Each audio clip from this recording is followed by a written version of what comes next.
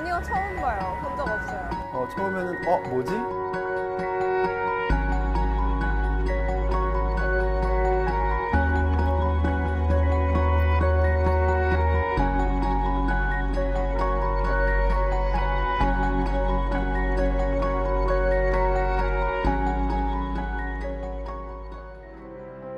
이 건물은 서울시청 세종대로 길 건너편에 덕수궁과 시의회 사이에 성공회 성당 앞에 위치하고 있는데요.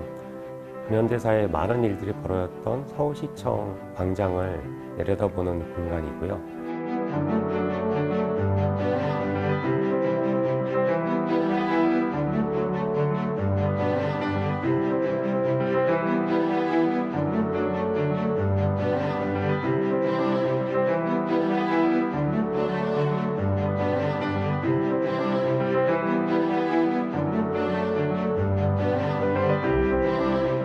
서울도시건축 전시관이 이제 서울의 도시화 건축을 테마로 하는 첫 번째 전시관이고 최초로 생긴 건데요. 그 첫 번째 이제 기획전으로서 서울에 대한 시간적인 관점에서 과거와 현재와 미래라는 주제를 가지고 전시를 진행하게 됐습니다.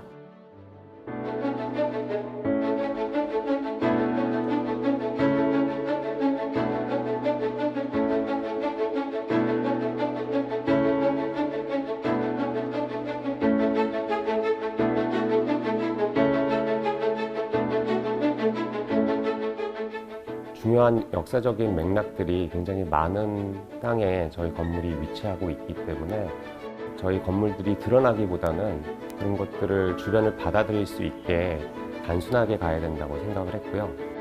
지금 건물은 최대한 낮게 좀 설계를 했고 최소한의 1층의 규모만 놔두고 나머지는 전부 지하로 설계가 되어서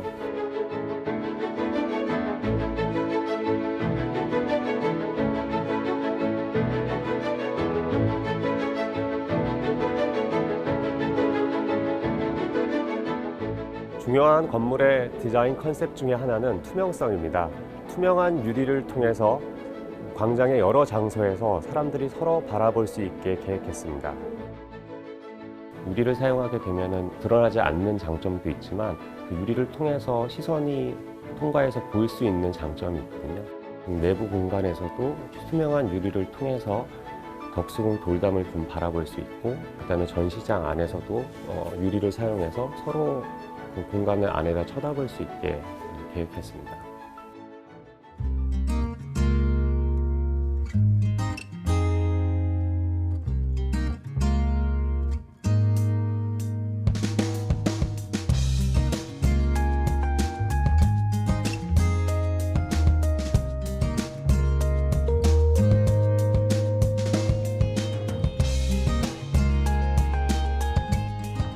이 공간은 지하층을 통합하고 있는 광장인 비움홀입니다. 지하 3층부터 지상 1층까지 4개 층이 바닥이 없이 튀어져 있는 큰 공간인데요. 이 비어져 있는 공간이 가변적으로 사용될 수 있게 계획되어 있습니다. 지하에 다 건물들이 위치하고 있음에도 불구하고 이제 크게 공간을 줘서 정말 광장처럼 느껴지는 부분이 있고요. 실제로 건물들이 기획 전시실만 있었다면 조금 더 답답할 수 있는 부분이 있는데 이렇게 큰 공간이 있음으로 해서 좀 입체적으로 공간이 느껴지는 장점이 있는 것 같습니다. 다른 전시장하고 다르게 그 강제동선이라든지 아니면 저 관람동선이 따로 마련되어 있지 않습니다. 왜냐하면 저희는 이 전시장이 도시처럼 보이기를 바랬고 도시처럼 보이려면 다양한 동선들이 들어오고 나가고 하는 것들이 기본이 되어야 되죠. 그래서 출입구와 나가는 출구는 있지만 따로 이렇게 관람 방향을 제한을 하지는 않습니다. We fell in love tonight, and this is all we know.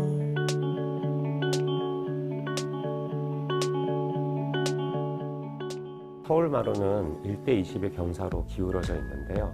1:20의 경사는 광장에서 많이 쓰여지는 좋은 경사입니다.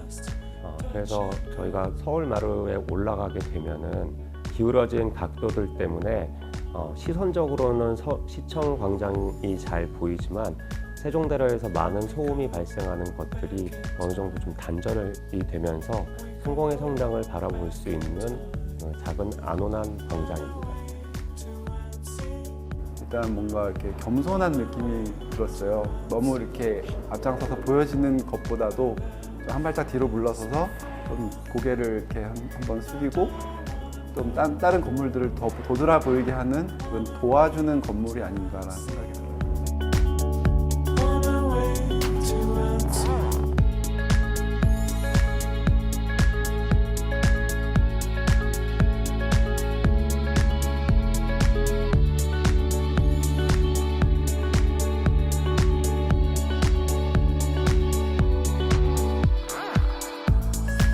Someday you're drowning in soft tops. It's dangerous, I just can't resist your charms. 건축의 사회적 역할의 또 전시 담당을 큐레이트했던 제주대학교 건축학과에 소속하고 있는 김대일이라고 합니다. 제가 맡은 그 코너가 아까 말씀드린 대로 건축의 사회적 역할인데 코너의 또 세부적인 그 공간 구성이 세 개의 공간으로 구성이 되어 있는데요. 그 중에 하나가 이제 실물로 보는 구호주택입니다. 저는 지하 1층에 도시를 기록하다의 전시 작업을 진행했던 동료연구소의 신문입니다. 우선 서울도시건축 전시관의 개관을 진심으로 축하드리고요. 제 작업의 일부로서 참여를 할 수 있게 되는 것은 진심으로 영광으로 생각을 하고 서울에서 일어나는 생생한 도시건축 이야기를 들려줄 다양한 프로그램, 전시, 행사를 기대합니다. 어반인덱스의 미영석이고요. 저희 이번 전시 개관 전시 기획 전시 총괄을 맡았습니다. 유명한 도시마다 나름의 이제 건축 전시관을 다 가지고 있어요. 그게 뭐 서울하고 비슷한 사이즈의 도시들뿐만 아니고 더 작은 도시들도 도시 건축에 대한 전시관을 가지고 있고 그걸 통해서 이제 시민들에게 어떤 도시의 정보를 전달하기도 하고 그 다음에 관광객들에게 또 홍보를 하기도 하고 뭐 여러 가지 기능을 합니다. 근데 아쉽게도 서울은 그런 기능을 가진 전시관이 현재까지는 없다가 이번에 처음으로 이제 만들게 된 거고요. 네, 저는 또 하나의 서울 전시를 맡은 이장환이라고 합니다. 저는 그 또 하나의 서울의 전시 총괄 그리고 연구 그리고 분석을 맡아서 담당했습니다. 일단은 서울에 대한 전반적인 이해 배경이 필요하다고 생각됩니다. 서울은 되게 다양하고 복잡한데요. 근데 서울을 좀 단순하게 이야기하면 서울을 통시적 관점, 그러니까 시간의 깊이로 읽는 관점이 하나 있을 테고 또 하나는 공시적 관점, 그러니까 서울을 동시간대로 읽을 수 있는 두 가지의 방법이 있다고 생각합니다. 네, 건축가입니다. 터미널 세븐 아키텍츠의 조경찬 소장입니다. 처음에 저희가 공모전 준비를 해서 2015년에 당선을 했는데요. 그때 당선됐을 때 당시에 제일 높은 경쟁률을 보였었고요. 80개 넘는 팀이 지원을 해가지고 저희 안이 당선이 됐는데 당선됐을 때가 제일 기억에 남습니다.